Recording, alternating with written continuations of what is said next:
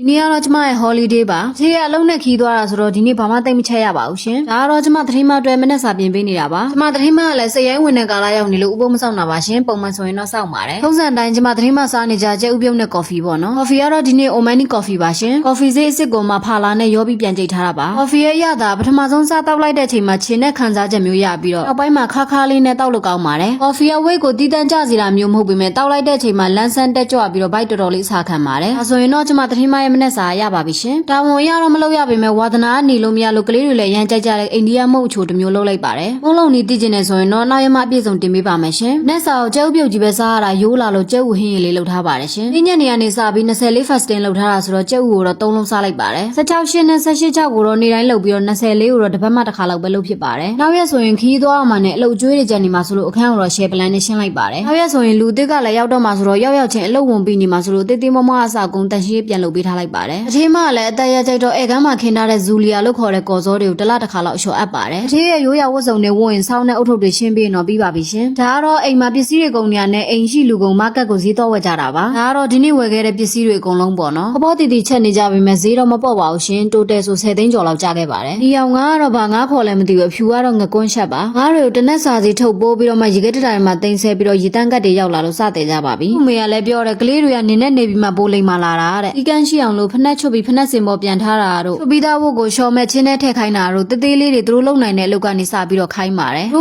တို့လုံနိုင်တယ်ဆိုပြီးယုံကြည်မှုရှိတဲ့ကလေးကမှပို့ပြီးထက်မြက်တာပါ။ဒါတော့နောက်ရက်ခရီးသွားမှဆိုတော့အလက်ကောင်နဲ့ငယ်မလေးကိုသပင်သွားညက်ပေးကြတာပါရှင်။အကျောင်းကနေတတိမရိုက်ပေးထားတာတဲ့ကျမတောင်မသိလိုက်ဘူး။တို့ကြောင့်အိတ်နေတဲ့ဗီဒီယိုလေးနဲ့နှုတ်ဆက်လိုက်ပါတယ်။ကျေးဇူးပါရှင်။ Bye bye